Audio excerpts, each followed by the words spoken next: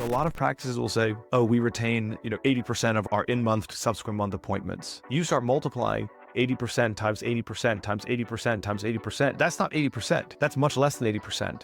And so then the next day I went online, I pretended to be a new patient. I dropped my details on their new patient inquiry form. This is 24 hours ago. I still haven't heard from them. So now you've got 400 new inquiries a month that are just sitting there, not being managed, not being converted, not being engaged, not being learned from. Hey, why aren't you progressing? That's your calendar white space. Fish stinks from the head. What she means is that if the head of the fish, the thing that sees, that determines, that eats, that consumes, if there's a problem at the head of the fish, the rest of it is going to be bad. The rest of it's just going to get worse. Lead conversion is the head of the fish. If you have a problem at the front of your funnel, it's just going to get worse. How many patients don't have an X appointment? If you cannot answer with a specific number, you are missing the opportunity. The minute you export that data and you try and visualize it, that minute it becomes outdated, because 5 seconds later, another patient falls off track, and 5 seconds later, another patient falls off track. 5 seconds later, another 10 patients fall off track. You need real-time intelligence. You need to be able to see in real time who in my patient body is code red. Those 20 vacancies are what's killing your business. 80 is what keeps you afloat. 80 is what keeps the lights on. It lets you go month to month. But 20 is what changes how you run your business. In the last 4 months we were working with them, they saw something like 500 new appointments compared to last year. How much did they spend on marketing to increase by 500 new appointments? Zero. The answer is zero. Are you fully anti-remote? I think different people do their best work in different environments. I think it's easy to say return to office 100% in person. It's as easy to say we believe in remote first work. I think the reality is that the place in which you work is an element of the fabric and the DNA of the business that you're building. Mm. If you feel as though hybrid work is the right balance, then commit fully to that and try to construct and build the team, the operational cadence around that. I think the worst of both worlds is not picking a lane. Be hybrid, which means X, be remote, which means X, be in person, which means X, but don't be in person, which actually means X, but you do Y. So I think that consistency is what people look for. We've got a hybrid team. We've got some people in London head office. We've got other team members who are remote, overseas. I think as long as the expectations are clear, then that's fine. Alignment, right? Yeah, I think so. Just alignment. It's just what should people expect from how you work with them and what the expectations of them are. I think that probably works best. So last week, we talked about quite a few things.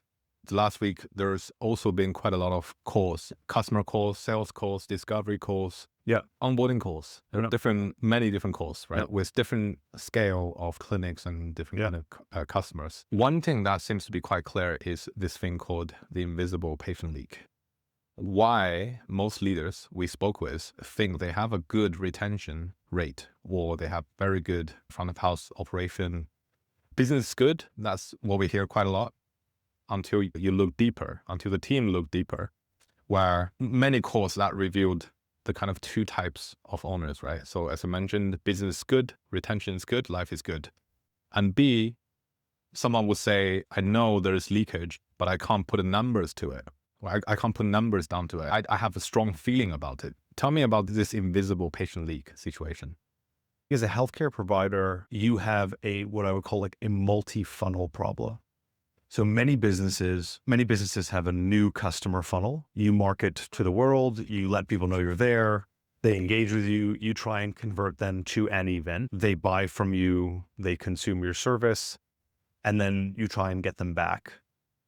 You try and get them back for the same service. So think as an example about a restaurant. They try and attract you to come eat at the restaurant. They give you a good experience. They want you to come back, not the next day, because you're probably not going to go to the same restaurant, but whenever you're thinking about going out for Indian food, they want you to think about them as the place that you do that. Now, there's something really easy about that because you're reconsuming the same thing.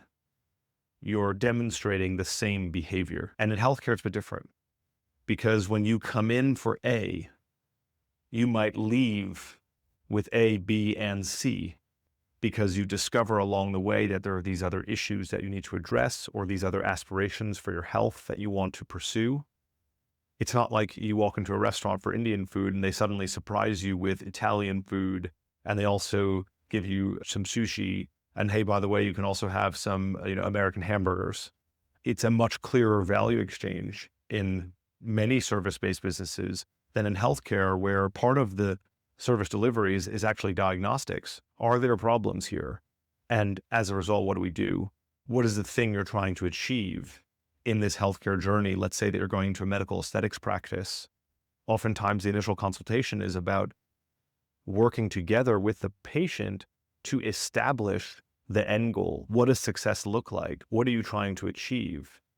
Is this a journey of restoration? Is this a journey of anti-aging? Is this a journey of aesthetics or of dermatology or of both? Is it medical? Is it elective? You don't have those problems in a restaurant. Restaurant, you walk in, you're hungry, you want to eat, they give you food, you walk out. So the economic exchange is much clearer. You put that in a healthcare context, what that means is that every single interaction across the patient journey is an opportunity to exceed and to retain and to take patients forward to that next step, or to fail to do that. And so a lot of healthcare providers that we work with, they will say, we've got great retention. They will say, we have strong processes. And then you ask them a very simple question. The question is as follows: how many of your patients are on track for the next step? Simple question. How many of your patients are on track for the next step? Now, if you say, okay, let's apply that to leads, then the question is, how many of your leads are on track for their first visit? That's the next step. If you apply that to consultations, how many patients that have been in for consultations are on track for the next step? That next step is the beginning of a treatment plan. If you apply the same question to cancellations or DNAs, how many of your recent cancellations are on track for their next step? That's that next appointment. If you apply it to patient recall and retention, how many patients that haven't been for 6 months are on track for their next appointment? You can apply that to flu vaccinations. How many people in my patient database of 60,000 are on track for their routine flu vaccination? You can apply that to GP settings. How many patients that I referred to go do blood work are on track to come see me again to review that blood work? On track for the next step is very different than patient retention.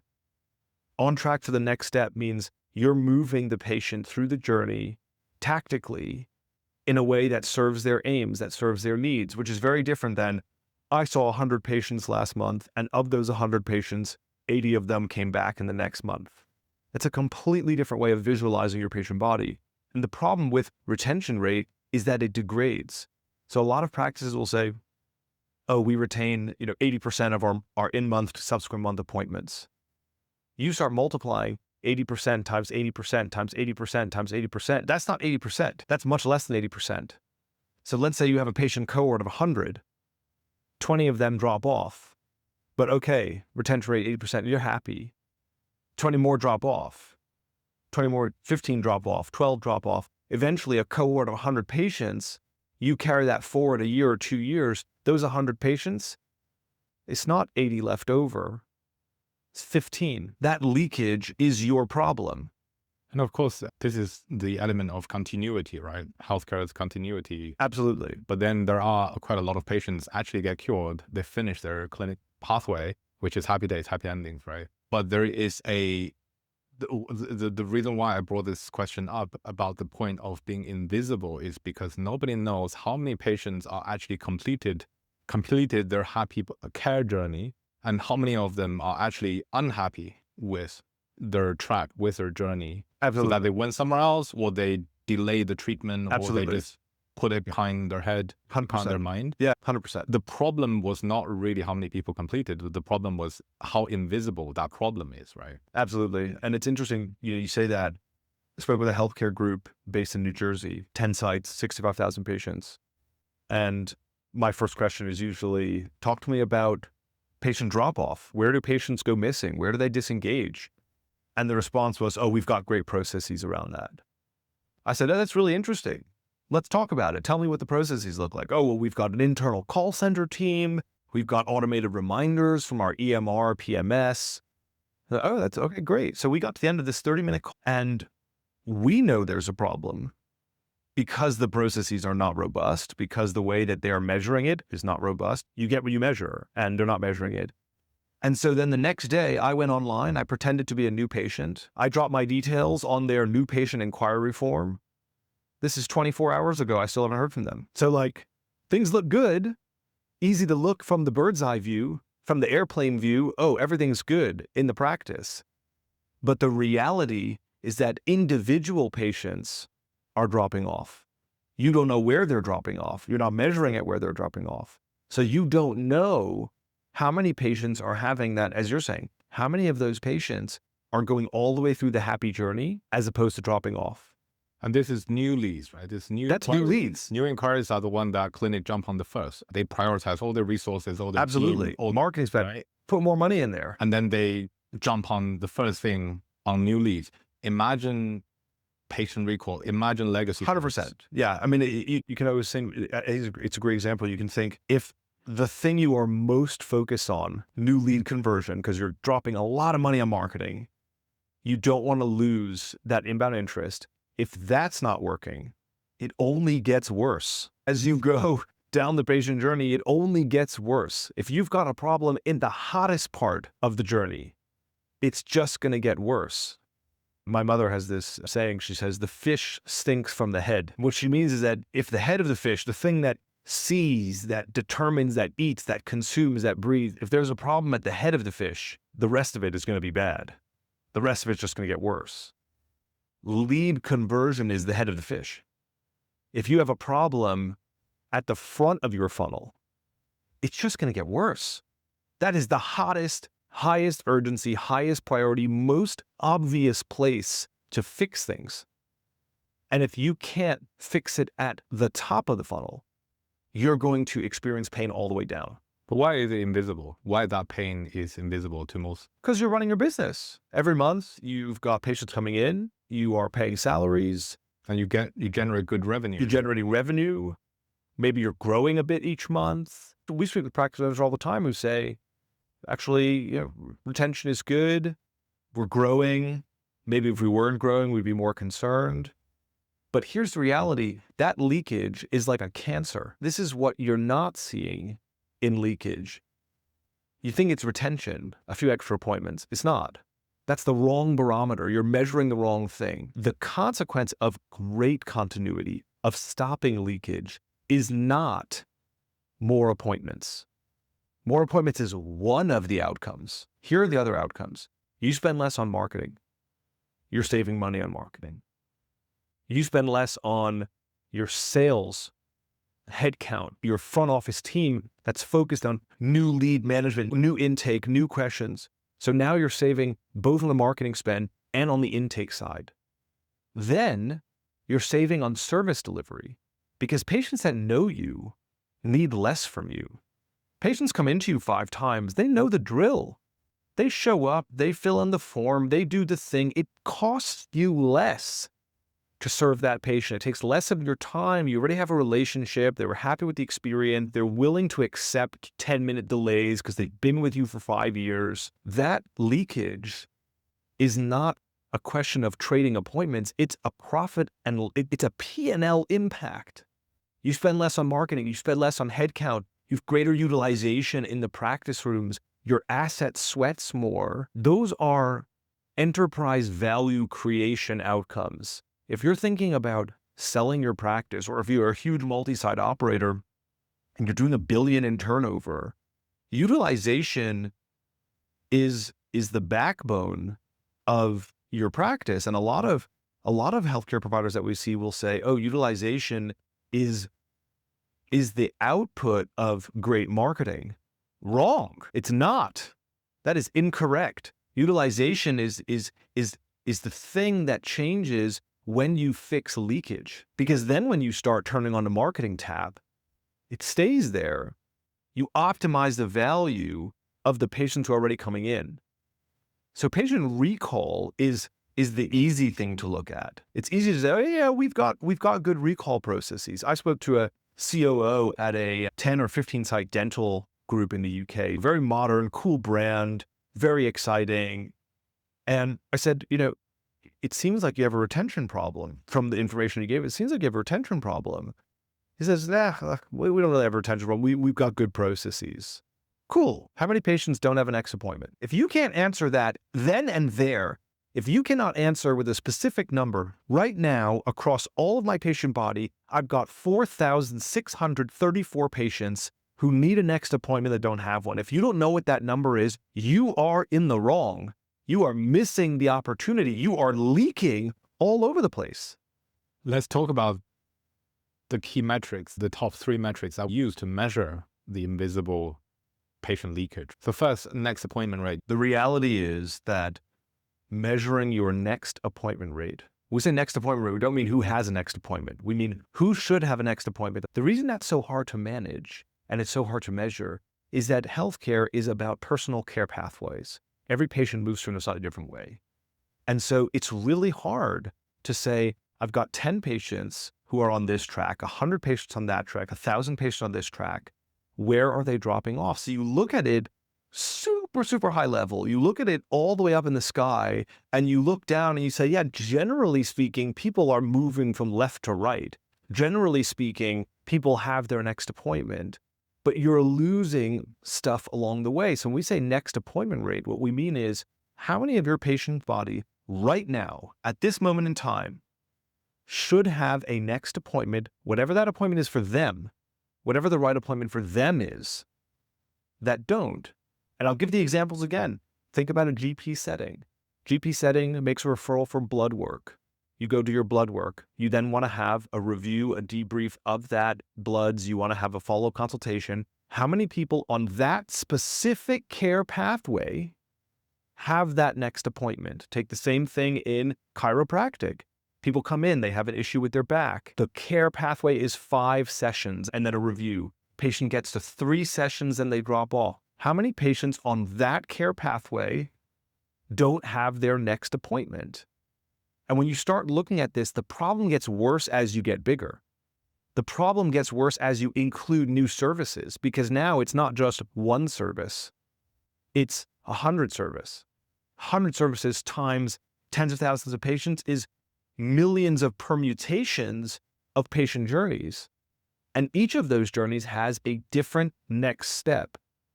And if you don't know what that next step is, if you can't measure that, you can't see it. You don't know there's a problem. But that is the backbone of your issue. You've got patients who drop off here, here, here, here, and here. You've got all of these different points of leakage. You think that doesn't exist as a problem because you're looking at it too high up. You're seeing it as my retention rate. But actually, the retention rate is telling you something different. It's telling you left to right. Are people generally moving from start to finish? But imagine if you lose 10% at each part of that journey. Imagine if you lose 5% at each part of that journey. Then you go from 100 patients to 50 patients. Your cohort of 100 becomes 50. That's usually half of the value. These numbers are enormous. Imagine you do 1 million appointments a year. We're speaking to a transatlantic healthcare provider that's private hospitals in the US and the UK. They do 1 million appointments a year in the UK. Think about the impact of 50% churn over the course of 2 years. That's 500,000 appointments. Now, granted, some people will churn because they successfully discharge. Great. They made it to the end. But how many don't? You don't even know where to look. You can't even measure that. You've got entire teams for multi-site hospital operators. You've got entire teams, revenue intelligence teams, revenue cycle teams that are specifically trying to answer that question. And they still can't answer the question because that question is not spreadsheets. The minute you export that data and you try and visualize it, that minute it becomes outdated. Because 5 seconds later, another patient falls off track. And 5 seconds later, another patient falls off track. 5 seconds later, another 10 patients fall off track. You need real-time intelligence. You need to be able to see in real time who in my patient body is code red. Code red is they don't have the next thing they need. And what are you doing to put them back on track? So next appointment rate is a huge one. That's one of the things that we sort of talk about, like looking at your phone in light mode and dark mode. Next appointment rate versus retention rate. Retention rate is light mode. Everything looks good. You then flip the screen, you look at it in dark mode, you start to see next appointment rate. We've got issues in here now. So leak rate is Similar to next appointment rate, leak rate is almost like the reverse in evaluating how bad things are. So if we look at retention rates, how many people that we retained, broadly speaking, right? This is such an overly oversimplified term. Is it over the course of 1 month, 10 months, 10 years? That's why Coherent has this leak rate, which is by stages, evaluating almost like conversion rate by stages.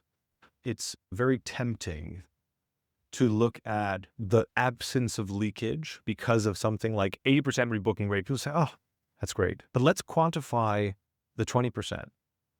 Let's quantify what it means to lose 20%, not in the abstract lens of 20%. Let's talk about it in terms of number of patients, number of appointments, and potential revenue associated to those appointments. When you start thinking about the absence of this thing, rather than the presence of 80% retention rate, but the absence of 20%, the absence of 25%, you start to realize that it's a lot worse than it looks. And oftentimes use the example of a parking lot. You think about a parking lot, you've got 100 spots in the parking lot. If 80 of them are full, you have a problem.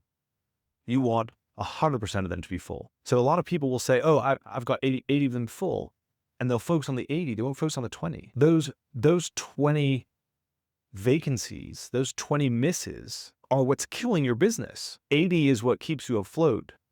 80 is what keeps the lights on. It lets you go month to month. But 20 is what changes how you run your business. That delta, that gap, that loss is the thing that takes you from paying salaries to stacking cash and reinvesting in the business. That 20 is the thing that takes you from, ooh, I've got a lot of calendar white space next month, but moves you toward, now I can look out 2 months, 3 months, 4 months into the future. I can be more strategic in my new patient acquisition because I know that I'm not going to have 20 open spots. I'm going to have 10. I'm going to have 5. And hey, by the way, I can then schedule my staff more efficiently. I can get better long-term staff.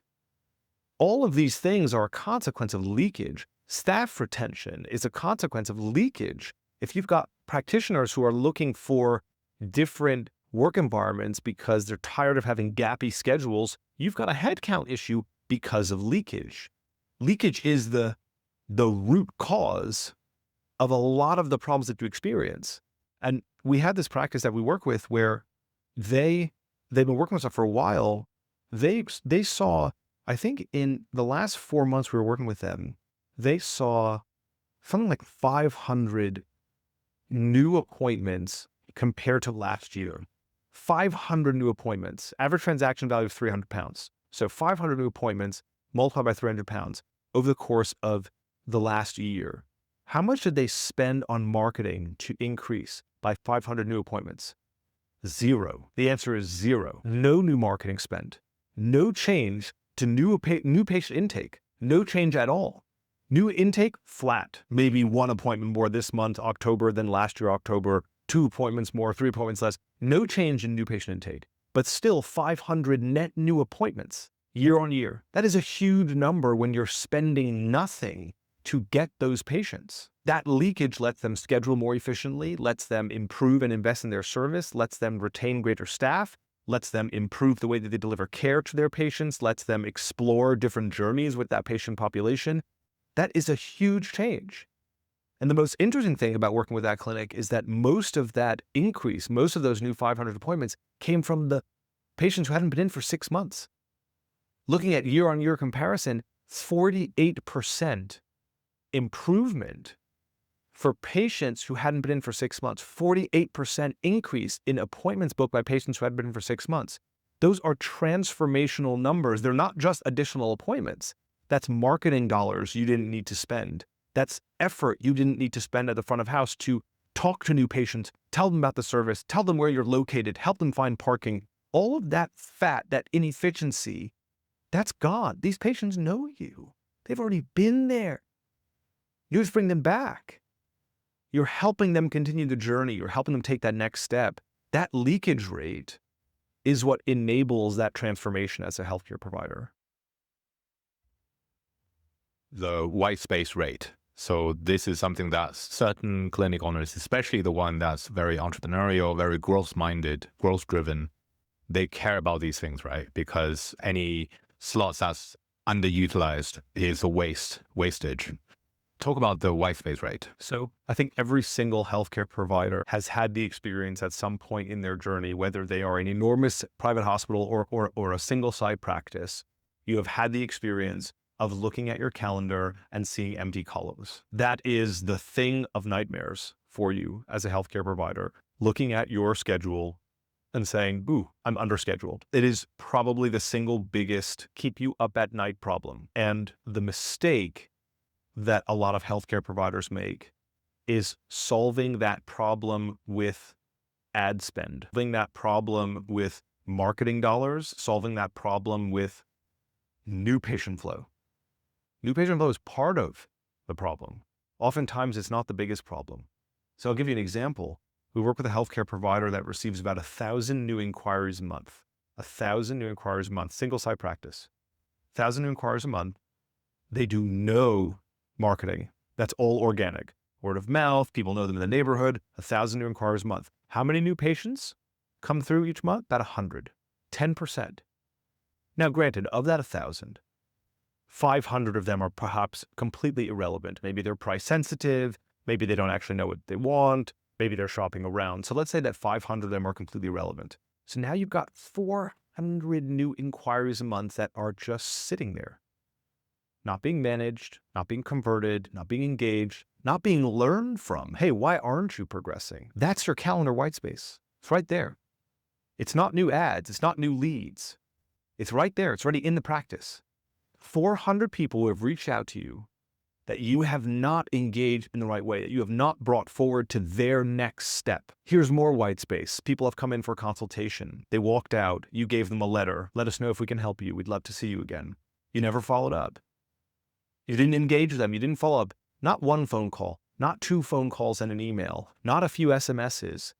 Regular, on-brand, on-point relational follow-up that puts the patient experience at the heart of the communication. That follow-up is what moves the needle. That follow-up is what takes 10 consultations to 8 treatment plans rather than 10 consultations to 3 treatment plans. That's your white space. The white space is there. It's not new patients that you've never spoken to. It's people who have already come in. It's moving them to the next step. Cancellations that don't rebook, DNAs that don't rebook. That's your white space. It's right there. We have a healthcare provider that we work with. They had a nightmare month. One of their practitioners was out sick for 2 weeks, last minute. The entire column canceled, need to be rescheduled. Many of them didn't want to go to a different practitioner. So now they lost, I think that practitioner contributed about 30% of the practice turnover. 30% of the practice turnover is now gone for 2 weeks of the month. One of their devices went down, so they had to close a service line and close a room. And they had some weird thing with store opening hours where there was a landlord issue, and so they had to compress their hours, more cancellations. Revenue in that month dropped by over 50%. Fortunately, they had cash reserves. They were able to pay salary. They were able to pay payroll. That's how fast it can change. And you can't solve that white space problem by throwing more money at it. It is an operational issue. It is an issue inherent to the way the practice runs. That's a stroke of bad luck. Out sick, device issues, landlord issues. But it's representative of just how fragile these systems are. You can't suddenly close down white space by turning on the tap at the top. You need to find resilient, reliable, repeatable ways of closing down white space. Those repeatable ways exist inside the patient journey. They exist at all of the different stages of the journey, not just at new intake and not just at legacy recall, but in between.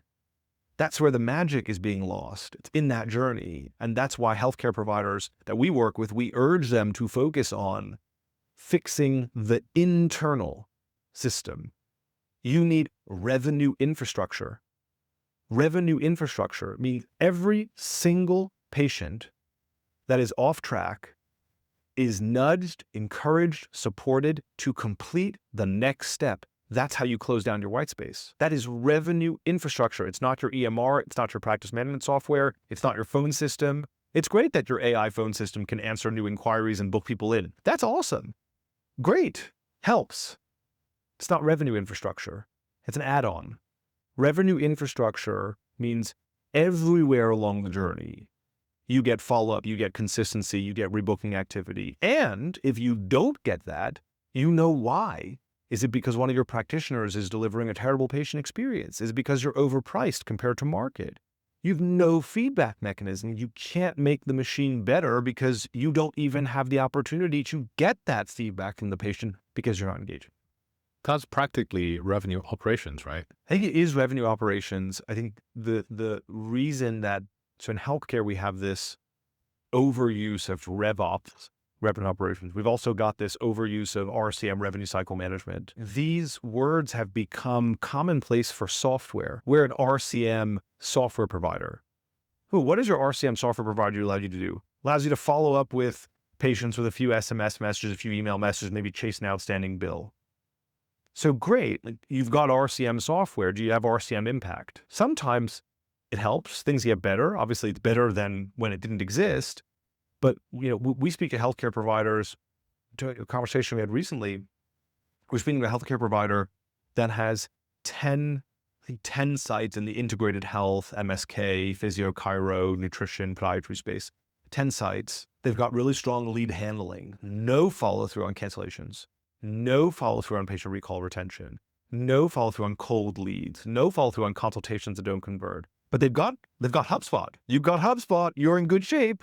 Actually, that's not true. You've got RCM software, you're in good shape.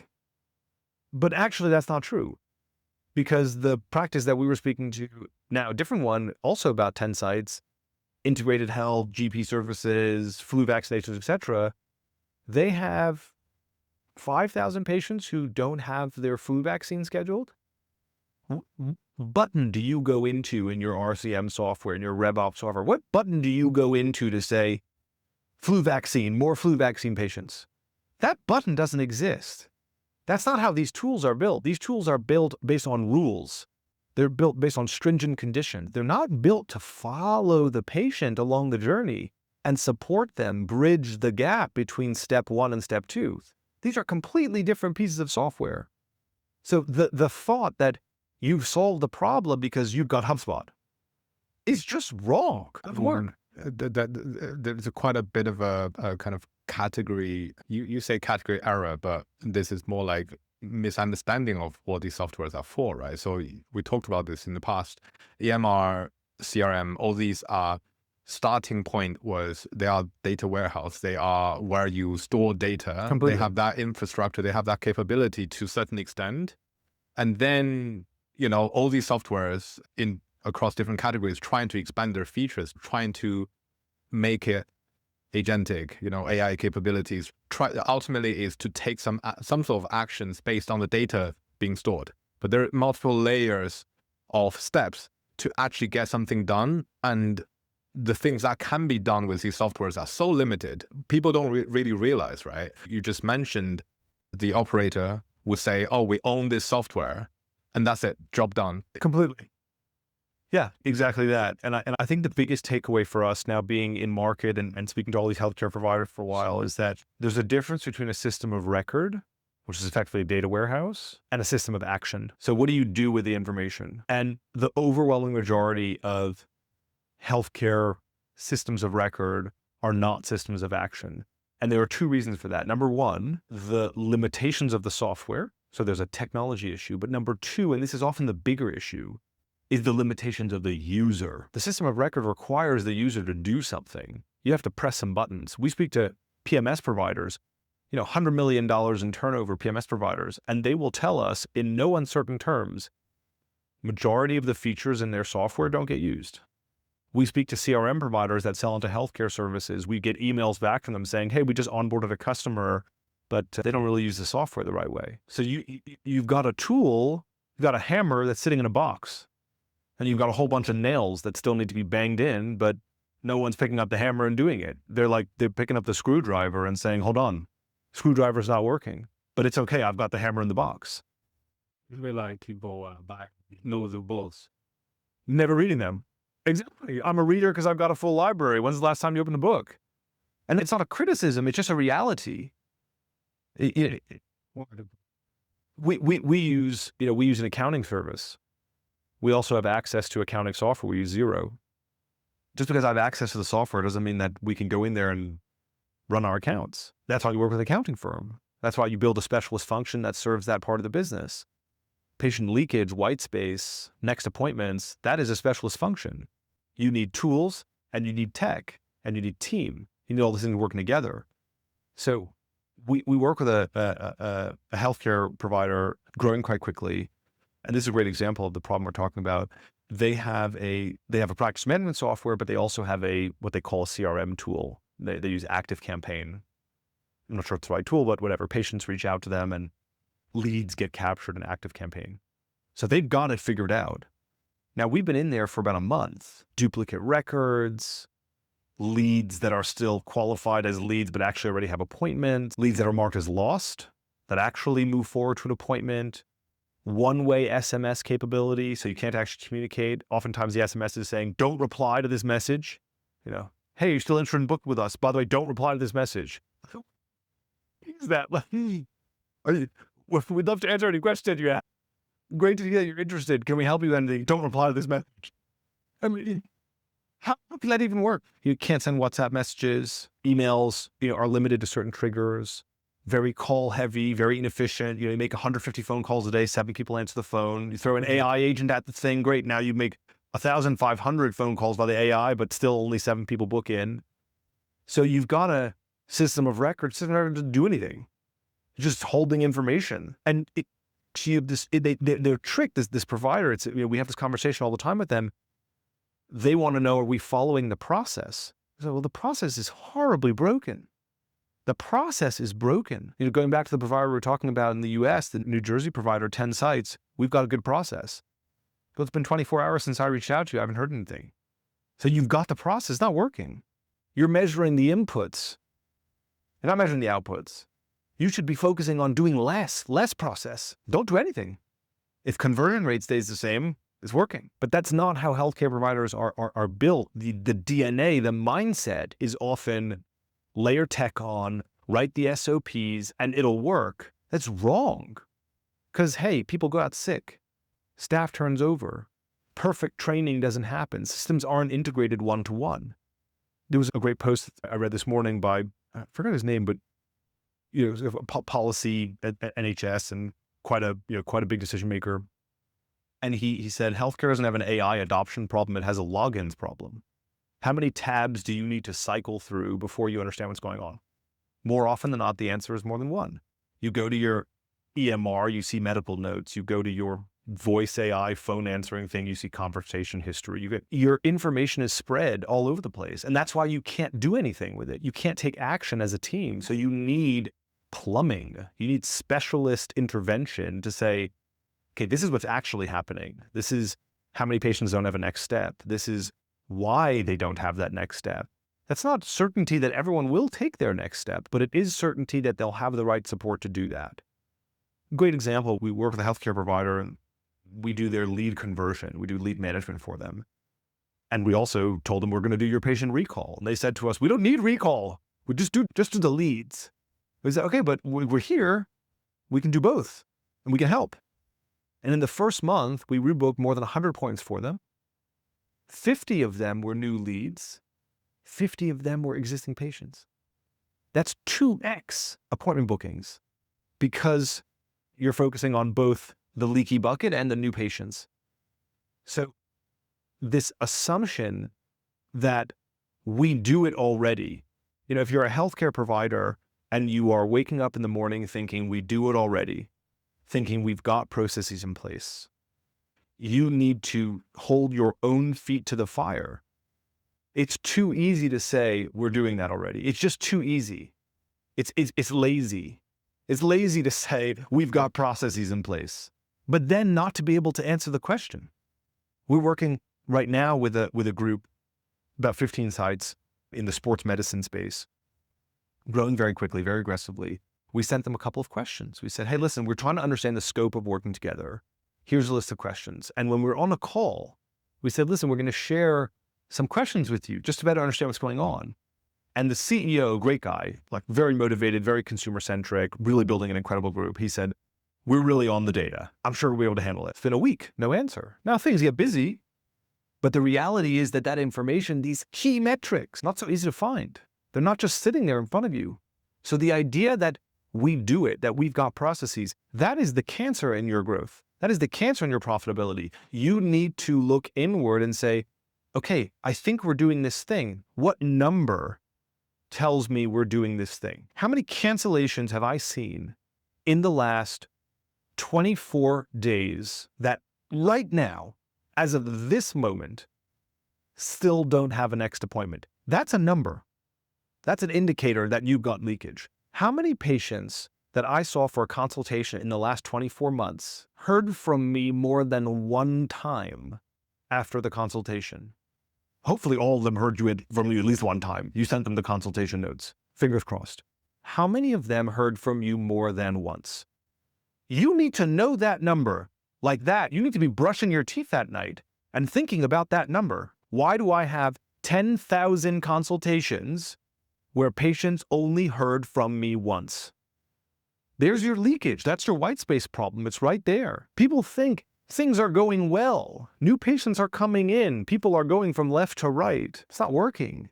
It's why you're running in place. It's why it feels like revenue is accruing, but profitability is stagnant. You want to think about selling your practice at some point in the future. You need to fix the bottom line, not the top line. The bottom line is a leaky bucket problem. The top line is a vanity metric. Top line growth is invisible.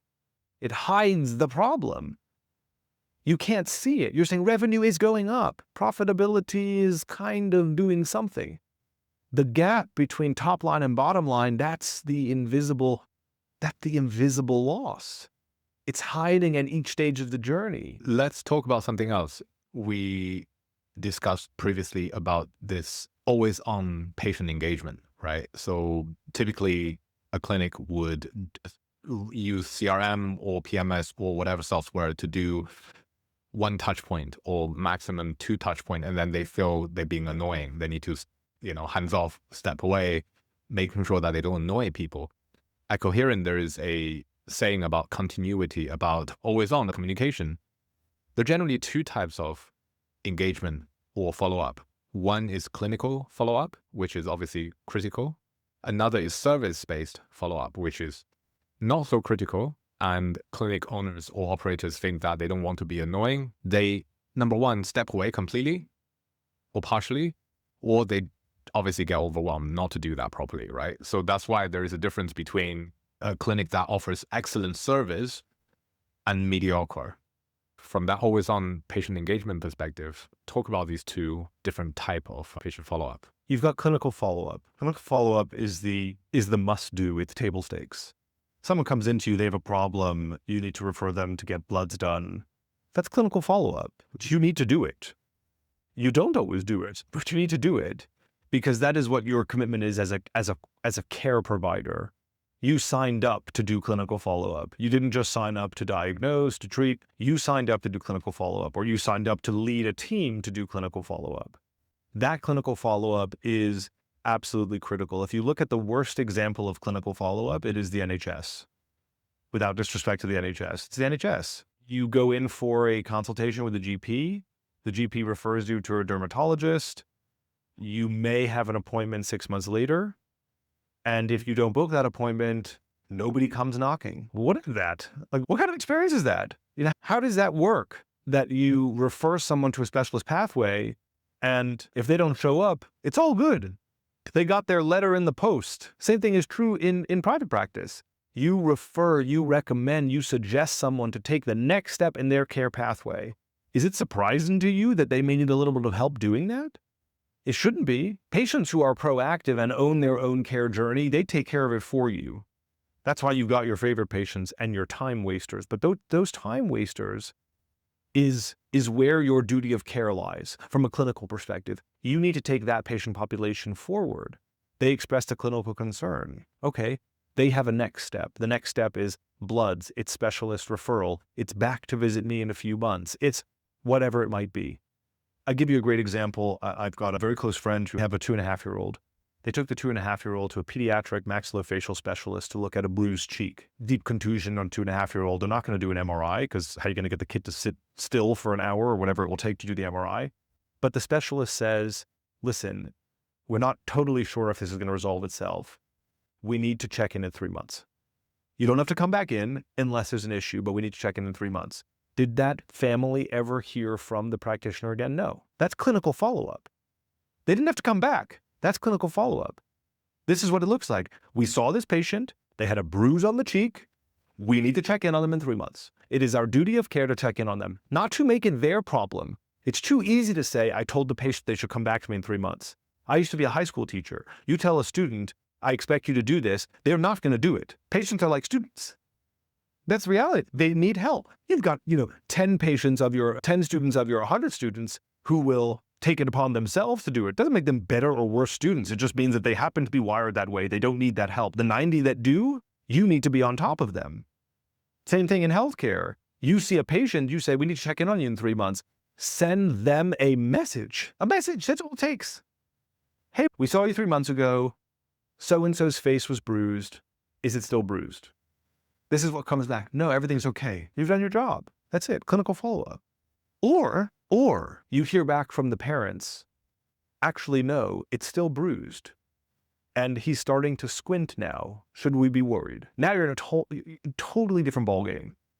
Now you have a chance to fix a problem, and it's your duty of care to fix that problem.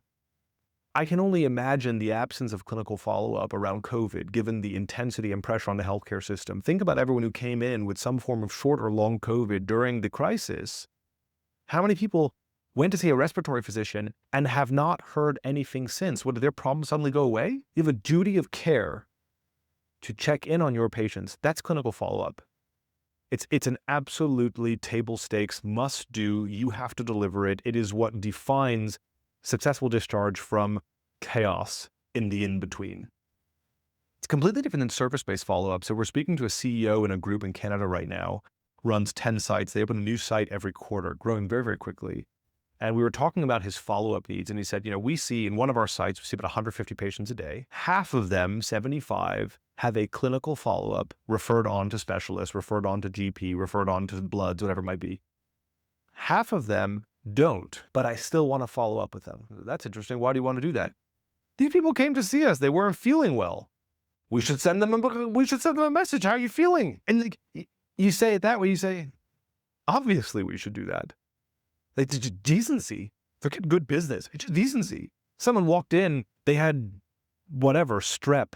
You gave them antibiotics. Don't you think you should check in on them? Hey, how are you feeling? You came in with a 40-degree fever. You were vomiting into a bag. 2 weeks later, how are you feeling? Is that the wrong expectation? Is that the wrong bar to have? It's hard to understand because if you think about that in a different setting, in a different service setting, you think about 5-star hospitality. Imagine going to a hotel and you walk in, go into the room they give you. There are dirty towels in the bathtub. Minibar hasn't been cleaned. Sheets look a bit messy. So you complain. You say, hey, listen, this room hasn't been cleaned. They say, okay, we'll move you to another room. They fix the problem. Table stakes. Of course, you're not going to sleep in a dirty room. Clinical follow-up, table stakes. They have to do it. That's what you paid for. But the thing that is different from a 3-star provider and 5-star provider is that the 5-star provider is going to apologize to you on checkout. They're going to say, hey, we know you had this issue. They might even issue you credit. Hey, why don't you come back, have a night on us? We just bought you dinner in the restaurant. Use a full day free spa pass. They're going to take that service to the next level.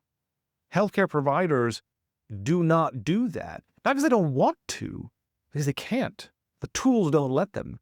How do you do that inside of your system of record? How do you identify service-based follow-up in your system of record? You don't. They weren't built that way. It's a medical record. You can't look in your EMR and say, find me the 100 patients who came in for a certain treatment last week that I should check in on. That workflow doesn't exist. And that workflow is not hire someone. That workflow is build a repeatable solution to that specific problem. And when you scale that, what you're basically talking about is one-to-one patient support across the entire journey. How many people do you need to hire to do that? It's not sustainable. You can't do that in-house. speak with quite a lot of on operators who actively hiring for patient Yeah. coordinator, treatment coordinator, etc. And a lot of them probably think the same way, which is, oh, we need someone on site to meet and greet people, right? But what they don't understand was the reason why they're hiring additional, if they don't have a front desk, granted, they need someone to be there. They need someone to be at the reception with opening doors, letting people in, taking people, giving people coffee, taking them to the right, pointing them to the right room, right? You do, by the way, you do need that. Yeah. You of need course. a host. Of course. But many hiring the third, the fourth, the fifth, because something's wrong. They feel they have too many things going on, too many admin going on. So they hire the third, the fourth, the fifth generalist to take care of anything inside of the clinic as well as outside of the clinics. And how much of that outside of the clinics acting as almost like a liability or burden to drag down the entire team's operation efficiency, right? But nobody knows about that, right? That's almost another invisible problem on the operational level. Look, on an operational level, I would say it's as simple as math. So just imagine for a minute, you're a new practice at your new clinic. You see 1,000 patients in your first year. You've got a patient coordinator team of 2, making up the numbers. That's 2 to 1,000, 1 to 500, right? So you got 500 patients for a single patient coordinator. A lot? Probably doable. Next year, you see another 1,000 patients. Still have 2. Those 2,000 patients are not all seeing you. So it's not like your revenue is 2x just because your total patients are 2x. So now you've got 2,000 patients you're responsible for. We still only have 2 coordinators. Now the number is 1 to 1,000. Next year, another 1,000 patients see you. That's a new 1,000 patients. So now you've got 2 patient coordinators. They're still serving the same amount of utilization in the clinic. You haven't suddenly tripled the size of your clinic. So now you've got 3,000 patients, same size clinic. You can still only afford 2 patient coordinators. Another 1,000, another 1,000, another 1,000. Now you're in practice for 10 years. You've got 10,000 patients. You're not suddenly 10x in size. It just means that 10,000 patients have come through the journey at some point in time. Many of them have been discharged. Some of them haven't been. So do you have 10,000 patients that need attention? No, you probably have 5,000 that need attention. Now you're looking at 1 to 2,500. You can't support, the math doesn't work.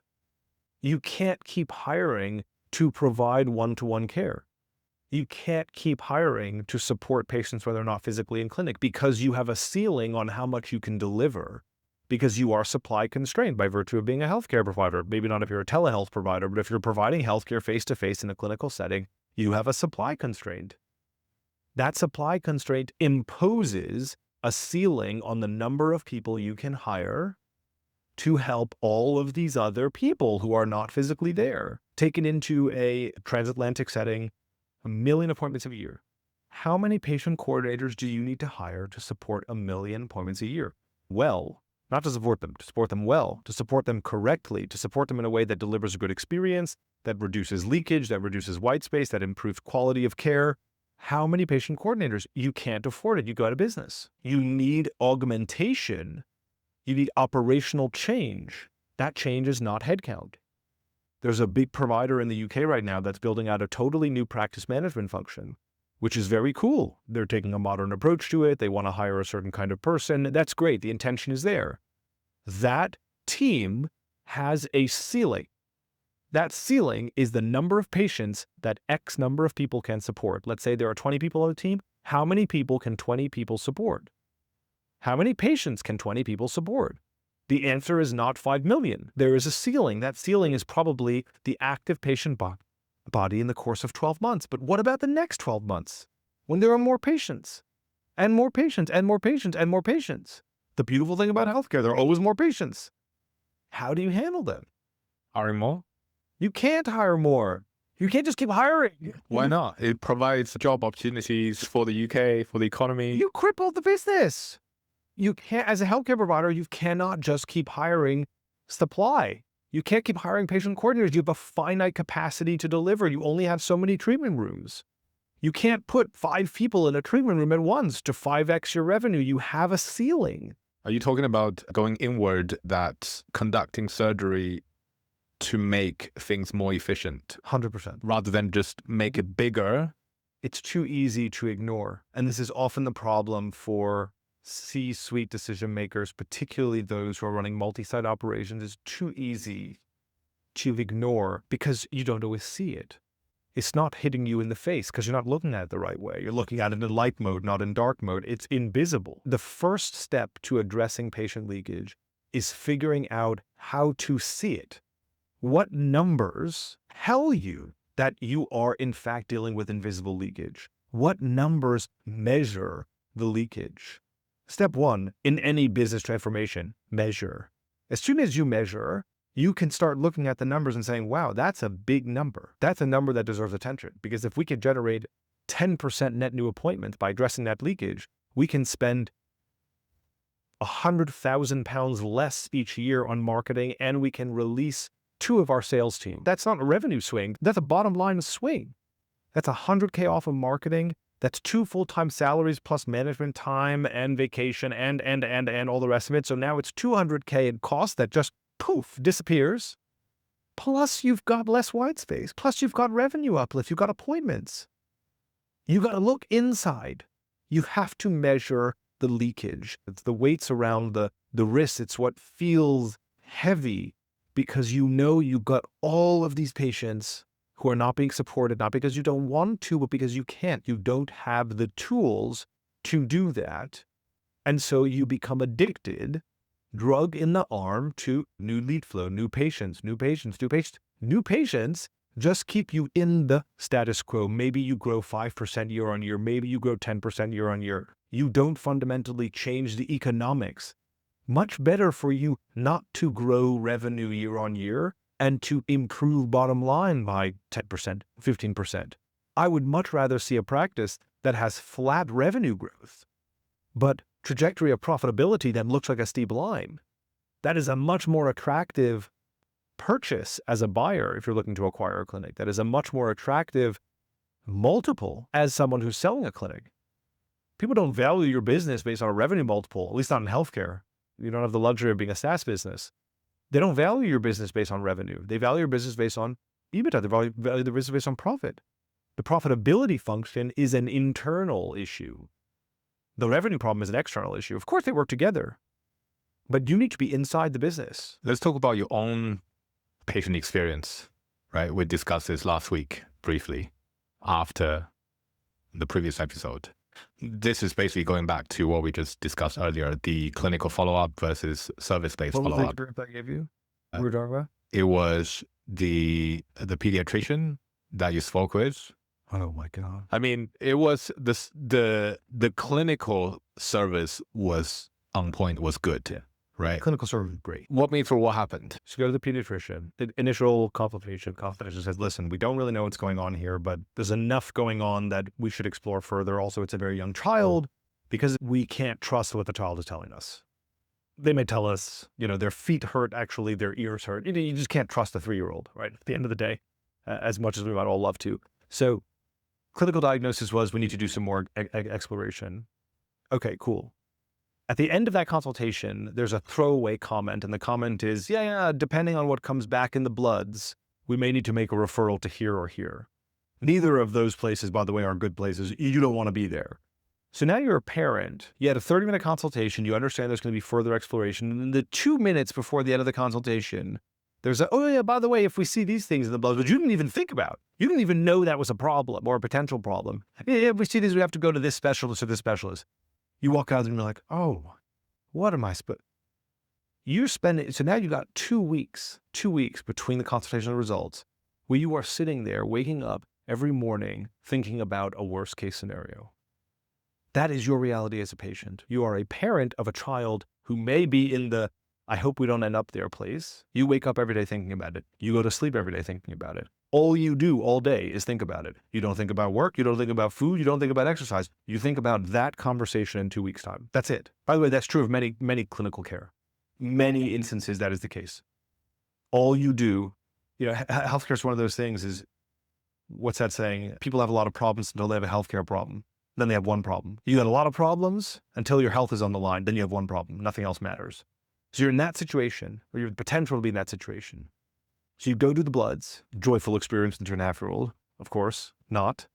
Do the bloods, they get the results. Then you go back and see the pediatrician. But the blood results they had it a while ago, right? I mean, they had it 2 days later, 3 days later. So now you've got the results and 6 days. 6 days, a lot of hours, especially when you wake up and go to bed every night thinking about what if. What if is bad. You don't want to ask that question in healthcare. You don't want to ask what if. So now you've got 6 days. You then go to the pediatrician 6 days later, 14 days from the initial consultation, 6 days from the blood, 7 days from the blood, whatever it is. You drive, so you create like pollution, you damage the environment, you congest the parking lot, you take up all kinds of stuff. And you show up and you are sitting on the edge of your seat. I kid you not, you are waiting for them to say something to you that could change the future. That is often the reality of healthcare. First thing out of the pediatrician's mouth is, everything looks okay, a bit deficient in this thing, but nothing sinister. And suddenly you feel like your whole life has just changed. Like, I didn't realize my shoulders were 5 inches higher than they are right now. Why couldn't you send me a text message 6 days ago? Why couldn't you send me a message that says, hey, we got the results, nothing sinister, nothing bad. We should still see you because there might be a deficiency in this thing, totally addressable, very normal. Why couldn't you do that? Clinical care was spot on, exceptional. The pediatrician was great. Quality of care in clinic was fantastic. Why does someone have to wait 6 days? That message changes someone's entire existence. Imagine that at scale. That's a totally different problem. That's not your EMR. It is not your voice answering system. It's great that you can answer the phone when someone calls you at 11 p.m. and you can book them in for an initial consultation. Great. Lead conversion. Awesome. When you've got a family, when you've got a person who is sitting there anxious because what might they say to me in 6 days, in 6 months, in 6 weeks? You can solve that problem. You can make life better when they're not physically in front of you. And that is the difference. That is the old way and the new way. The old way is we're only going to fix things when we can see you face to face. The new way is we're going to care for you when you're not here. We're going to extend the quality of what we're delivering to you in person to when you're not here. That is what you should be striving to as a healthcare provider, to honor the commitment to provide care between the visit. That's not happening enough.